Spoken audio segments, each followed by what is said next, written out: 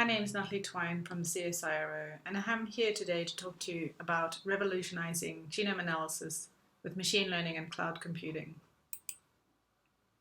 So the CSIRO is in one of the top 1% of global research agencies around the world, and we're well known for our invention of Wi-Fi, as well as the vaccine for the Hendra virus and a number of diets including the Total Wellbeing Diet. And within the CSIRO, I work in the Australian eHealth Research Centre, where our vision is to improve healthcare through digital technology and services. And today I'm going to talk to you a little bit about our cloud-native innovation that we developed within the group.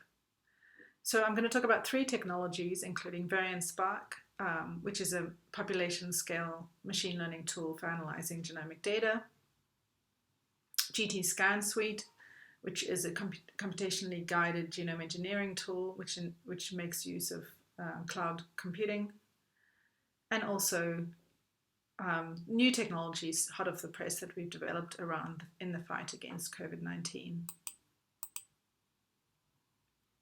So our genome holds the blueprint for every cell in our body. And our genome encodes genes which affect everything from our looks, our disease risk, and our behavior, including whether or not we contract a disease such as cystic fibrosis, and whether or not we like the taste of coriander. So if we were to stretch out the DNA in our cells, we would get around 2 meters of DNA per genome. And if we then multiply this by the 100 trillion cells we have in our body, we can quickly see that, in fact, DNA is larger than the size of the universe itself. And so we may even say that the data sizes are becoming genomical rather than astronomically large. And this really makes machine learning challenging, such large data sizes. So if we imagine a toy example here where we're looking for disease genes in 2 genes within a genome, where the blue line indicates the gene, an individual's genome, and the blue squares indicates 2 genes within a genome. And then we have these little squares here indicate mutations within the particular genes, gene 1 or gene 2. And then the genomes are here labelled whether they belong to sick individuals or healthy individuals, so cases and controls. And what we want to do here with the machine learning approach is identify patterns where mutations are different between the healthy individuals, the controls, and the sick individuals, the cases. And it's pretty easy to see here what the differences are in this simple example. So the dashed line indicates the mutations which are present in the cases but not present in the controls. But the reality is that complex diseases are in fact driven by multiple interacting genes with variable contributions to the disease phenotype. So we really need a more sophisticated approach, such as a random forest approach here. And so we have a use case when we really want to apply machine learning to trillions of data points. So we have around 22,500 individuals from this international consortium called Project Mine, which collects genome sequence data from motor neuron disease patients. And each individual here has around 80 million features, so 80 million genetic variants, and then the disease status, whether or not they're healthy or sick. So we want to apply our machine learning approach to this 1.7 trillion data points. And so for this, we really need a big data solution. So standard bioinformatics tools use sort of high performance compute clusters, which are compute intensive, but we really need a data intensive approach here. So we've developed technology using Hadoop and Spark computing. So this is a really data intensive approach, which is not bound by a particular number of nodes and is highly parallelizable. So our technology is called Variant Spark. And this is a very powerful disease gene discovery tool, which is faster than existing tools. So we can, in fact, analyze 3,000 individuals with 80 million features or genetic variants in just 30 minutes. And also our tool is we've shown that we require 80% fewer samples to detect statistical significance compared to existing tools. And we collaborate quite widely on this tool. It's used by, for example, Macquarie University and Samsung. We also collaborate with the AWS on this tool and Databricks. So we really like to democratize our technology and get others to use it. So we have a little fun example of Variant Spark on Databricks. So you can navigate to the URL I have on the screen here. And here we have Variant Spark running on Databricks, and we have a little example where we have genomic data already available there, or you can upload your own genomic data. And we use Variant Spark here to identify how hipstery a genome is. So effectively what we're doing is looking for 4 variants which define the hipster status of an individual. So whether or not they can metabolize caffeine faster than normal individuals, they're hairier than normal individuals, and they have a propensity for looking at checks. So that's a fun example you should all go and check out. So recently AWS has also been launched on the Variant Spark has been launched on AWS Marketplace, which really enables us to bring the analysis to the data rather than the other way around. And CSIRO, we're in the financial review in regards to this this publication of Variant Spark on AWS Marketplace, and it's in fact the first public sector tool to be placed on AWS Marketplace. So the second tool I'm going to talk to you today is around genome editing. And genome editing really has revolutionized medicine in the last 5 to 10 years. So here, this technology can go in and edit a specific faulty region of DNA to treat an individual who has a particular genetic disease. However, the problem is genome editing, or CRISPR as it's known, is not 100% effective. And so we really need tools that can help improve the efficiency of genome editing and CRISPR. And we want these to enable the technology to really work for the first time and every time. So why is it difficult to get to edit genomes? Well, really what we're looking for is a small DNA sequence within a genome, and in these 3 billion DNA bases. And it's akin to finding the right grain of sand that's unique on a beach. And this is highly challenging. So this is a highly complex computational task. And to address this computational task, we really need to make the most of the serverless technology that's available with AWS. So this really gives us agility to deal with bursty workloads where we have a user querying the genome for a particular target sequence, and really want this work to be also instantaneous, which is perfect. Serverless is perfect for. So our GTScan tool suite we call it the search engine for the genome. It's a web tool where an individual can type in the genome sequence or copy and paste the genome sequence that they wish to target, and the tool will return all of the best targets for that researcher and scientist to use. And so really, GTScan improves in accuracy for identifying the correct region in the genome by around 30% compared to current state-of-the-art tools.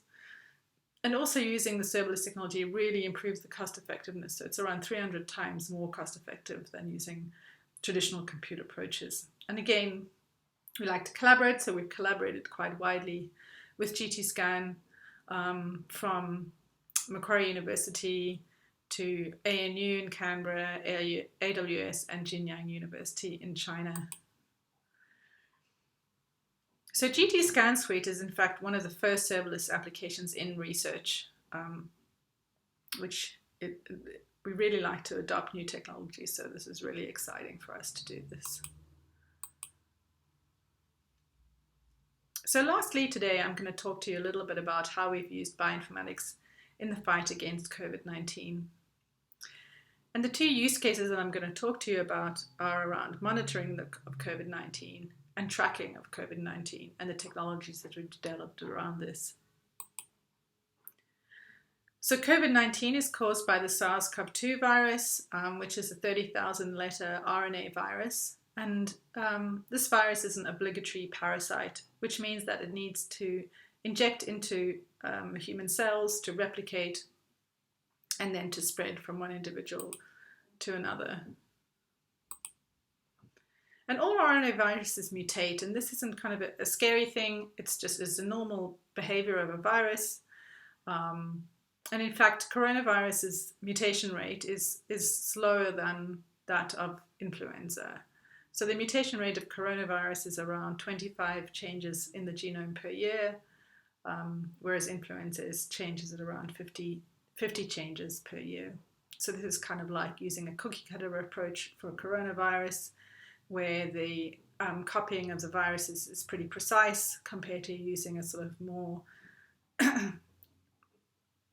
haphazard approach with a knife, where copying of the virus, which would be a bit more shoddy, and more mistakes are made when the virus copies itself, which is sort of akin to what the influenza virus, copying of the influenza virus is. So what we've done with the monitoring of the virus as it changes over time, as mutations arise, we have taken the genetic fingerprint of the virus. And here, this has been to create a sort of spatial map of the virus's activity. So if you imagine 3 different viral strains, and we've generated this sort of genetic fingerprint looking at all of the DNA within the virus, we can then compare the viruses to each other. So compare how similar or different the viruses are to each other. And we use a machine learning approach for this to create a 2D landscape of the evolutionary space between the virus strains, the virus sequences. And we recently published a paper using this approach, where we've looked at the genetic distance across 181 SARS-CoV-2 virus strains. And this has enabled, assisted in the testing, choosing the appropriate strains for vaccine testing. So in this case, we identified sort of 6 key strains which we recommended were used in vaccine testing in this 2D evolutionary space, and this has recently been published in the Transboundary and Emerging Diseases publication. So we've developed a web service which is ongoing, monitoring new sequences or new strains of the virus that are emerging. So we've partnered with GISAID, which is the international database collecting new coronavirus strains daily. So this our web service offers sort of continuous reanalysis due to the nightly deploys from GISAID. So the cloud architecture that we use for this approach uses a Lambda function to monitor the input from GISAID daily. So this is triggered daily when new data is added to GISAID. And this triggers then the rest of the pipeline, the pipeline. So it triggers a EC2 instance to compare the new viral sequences to the existing virus sequences that we already have downloaded from previous updates from the database. And this then goes on to update our web service, our website, with the new strains and compare the strains to each other. And then we've also been involved in sort of monitoring the spread of the virus within Australia and other countries too. So here, this is called sort of molecular tracking, and it's akin to sort of contact tracing, where we're looking at how the virus is sort of spread across the country and how what mutations sort of arise within the viruses as they've spread. So we really want to track mutations here using this technology and this platform. So the use case here is COVID is using viral sequence data from India. So this is a joint project with India. We developed a platform called the COVID-19 Beacon Tool. And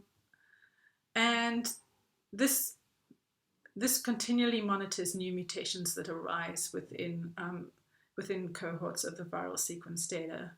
For example, it's quite well known now that the D614G mutation is dominant worldwide, and this mutation arose relatively recently, and and it's known to make the virus more transmissible. So it's really important to be able to monitor new mutations that are arising and where they're arising. So as we monitor these new mutation frequencies across cohorts, we really need to be able to do a fast query and perform this across thousands of distributed files in different locations and multiple data sets. So that's why we built this COVID-19 Beacon platform. And the architecture of Beacon, again, uses a Lambda function, so uses a serverless approach after an API gateway which interacts with the user. And this then triggers the rest of the pipeline to update and search for new mutations in the dataset, the distributed dataset. So 3 things to remember from my talk today. First of all, there's a lot of technology which can help make a difference in the fight against COVID-19. Secondly, datafication, which is sort of a recent phenomenon, the explosion of large data, especially in the genomics field, really demands a sort of wide machine learning approach. And this can be applied to other disciplines outside of just genomics. And the platform we've developed in this area of interest is called Variant Spark. And then finally, using serverless architecture can really help cater for compute-intensive tasks such as GT-Scan, our computationally guided genome engineering tool. So if you'd like to find more about our the technology I've talked about today, please visit our website at bioinformatics.csiro.au, and please get in touch if you do find any of this technology interesting and you'd like to work together on any of it. And now over to questions from the audience. Thank you.